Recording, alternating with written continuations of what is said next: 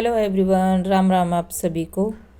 So friend, यहाँ पे है ना, सबसे पहले मैं अपने घर की जो है क्लीनिंग कर रही हूँ। सुबह का टाइम था, ये तकरीबन बज चुके थे 10 और 10 बजे से मेरे जो है काम स्टार्ट हो गए हैं। सुबह का हमने नाश्ता चाय पानी वगैरह सब कुछ कर लिया है।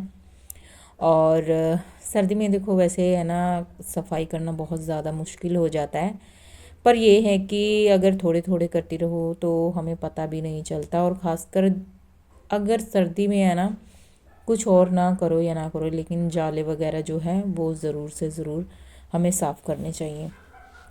और तो यहाँ पे है ना, कर दिया है मैंने, क्योंकि यहाँ पे है ना थोड़े थोड़े है मच्छर होते हैं ना, मतलब मच्छर टाइप के होते हैं, वो मच्छर भी नहीं होते, मतलब मैं तो उनको तितली बोलती हूँ, छोटी छोटी सी होती है। तो जाले में है ना वो बहुत ज़्यादा लग जाती है। और फिर यहाँ पे है ना, जाला उतारने के बाद फिर मैंने पोछा लगाया।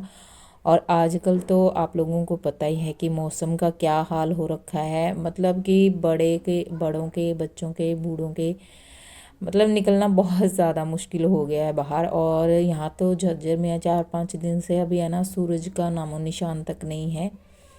लेकिन फिर भी इसी बीच एक गृहिणी को काम करते रहना चाहिए, और मजबूरी भी हो जाती है करना, मैं बताऊं। क्योंकि देखो मजबूरी इसलिए हो जाती है क्योंकि अगर हम नहीं करेंगे, हमें पता है कि हमारी हेल्प करने वाला कोई नहीं है, करना तो हमें ही है। हम उसे देर से करें, हम उसे पहले करें, तो मतलब यही है कि करना तो हमें ही है।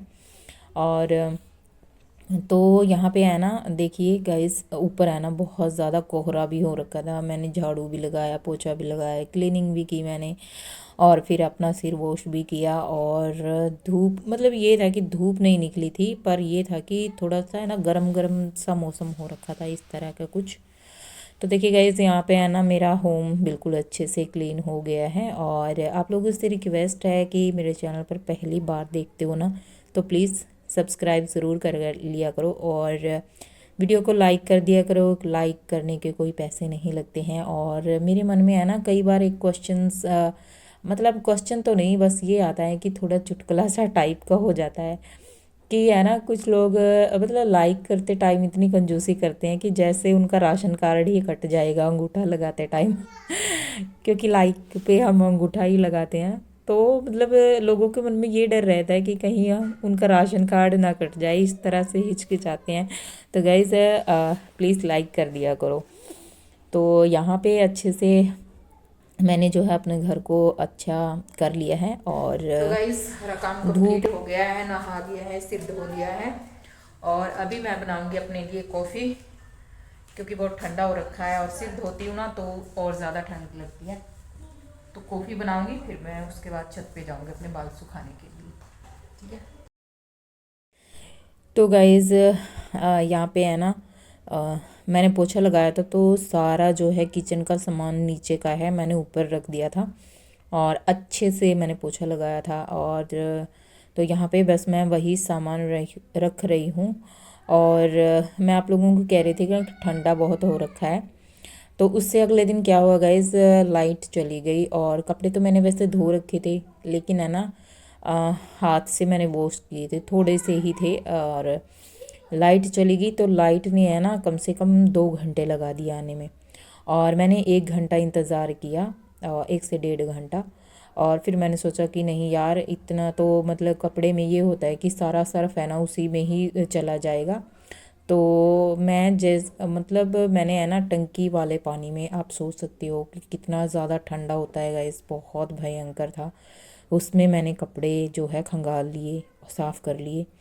मतलब उसी दिन फिर रात को है ना, मुझे इतना ज़्यादा ठंड लग रही थी ना, इतना ज़्यादा हो गया, मैं बता नहीं सकती। बस फीवर तो नहीं आया, लेकिन शरीर में ये महसूस हो रहा था कि ठंड लग गई है। तो और मैंने जैसे ही, मतलब ये था कि मैंने कपड़े साफ़ किए, और जैसे लाइट है ना मेरा ये इंतज़ार कर रही थी, तो मतलब उसी टाइम जैसे मैं कपड़े मतलब साफ़ पानी में जैसे मैंने ही उसको अलग किया पानी से, उसी टाइम लाइट आ गई। आपके साथ भी ऐसा होता है क्या? मेरे साथ तो ऐसा बहुत होता है।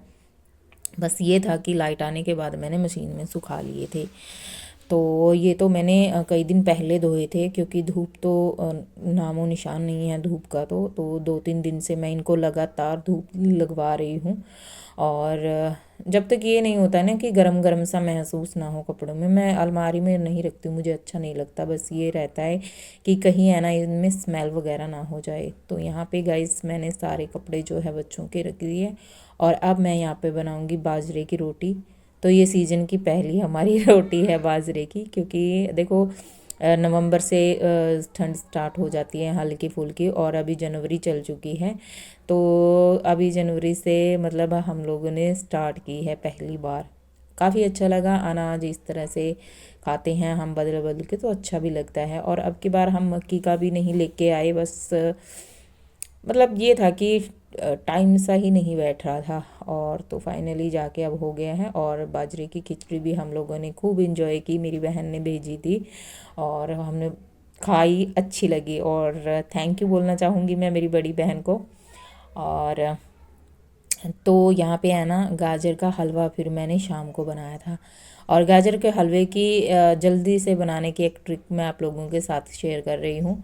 तो यहाँ पे है ना थोड़ा थोड़ा आप दूध ऐड कर लीजिए। एकदम से अगर हम गाजर भी डाल देंगे, दूध भी डाल देंगे, तो उसको पकने में बहुत ज़्यादा टाइम लगेगा। अगर आप लोग भी गाजर का हलवा बना रहे हो तो ये ट्रिक्स ज़रूर से ज़रूर फॉलो करना। जैसे ही दूध गाढ़ा होता रहेगा उसमें आप दूध डालते जाइए। ये हलवाई ट्रिक है गाइस, हलवाई इसी तरह से बनाते हैं। तो देखिए यहाँ पे है ना बिल्कुल गाढ़ा हो चुका है मेरा दूध, थोड़ा थोड़ा करके मैंने ऐड किया है। तकरीबन ये 1.5 या 1.25 किलो का, मतलब 2 ही किलो लगा लो, ये दूध था। और थोड़ी सी इसमें मैंने आधा किलो गाजर।